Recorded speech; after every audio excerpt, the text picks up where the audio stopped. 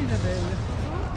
Ah, mais c'est quoi ce livre Un an, les yeux ouverts, par Isabelle Busson. Et Isabelle, c'est toi, non? Qu'est-ce qu'il y a dans ce livre?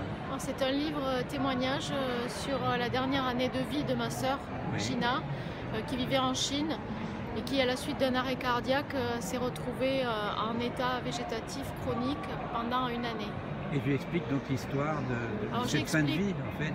J'explique cette fin de vie, Oui. et j'explique tout ce qui m'a heurté pendant cette année d'accompagnement.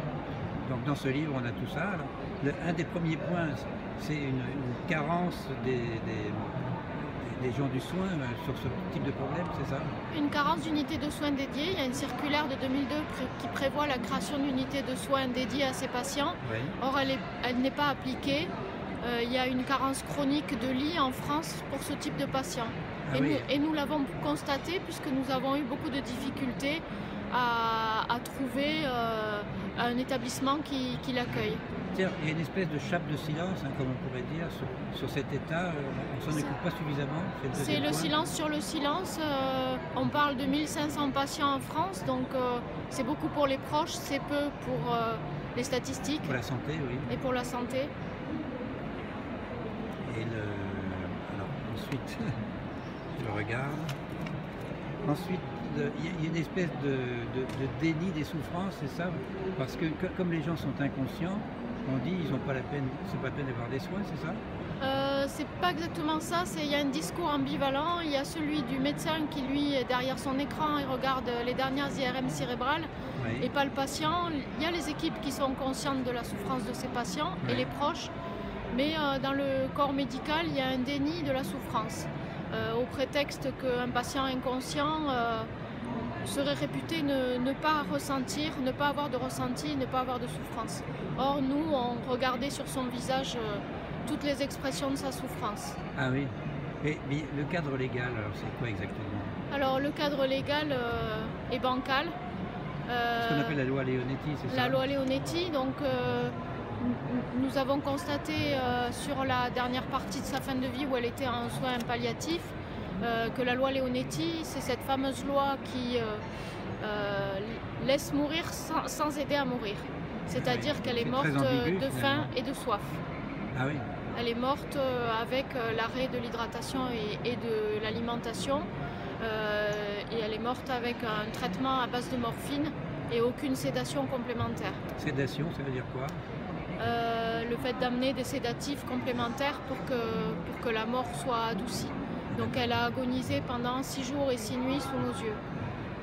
Et alors, dans le livre aussi, tu expliques une phase extrêmement délicate qui était le transfert de Chine jusqu'en France. Alors là, c'est un autre problème, c'est le problème du rapatriement sanitaire.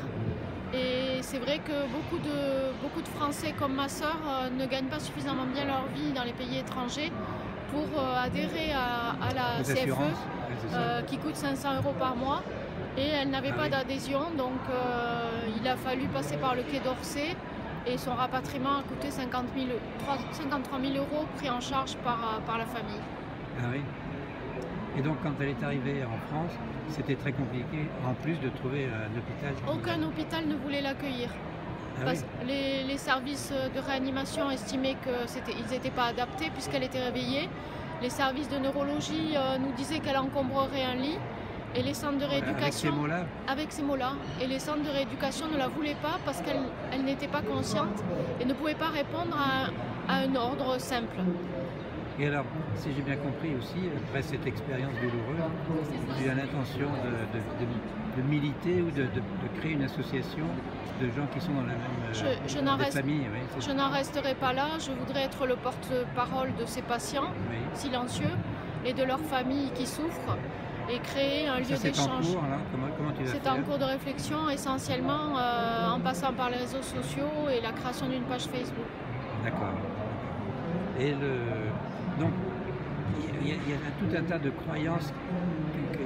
Tu dis que finalement, on arrive à des situations qui sont complètement grotesques. Alors j'ai pas mal échangé avec le neveu de Vincent Lambert, François Lambert.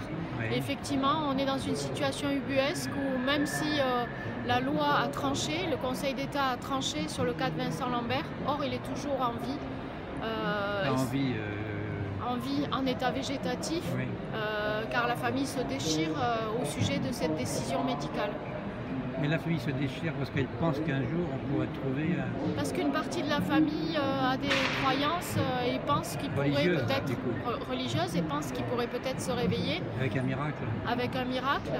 Bon, on peut appeler ça le déni, mais chacun pense ce qu'il veut.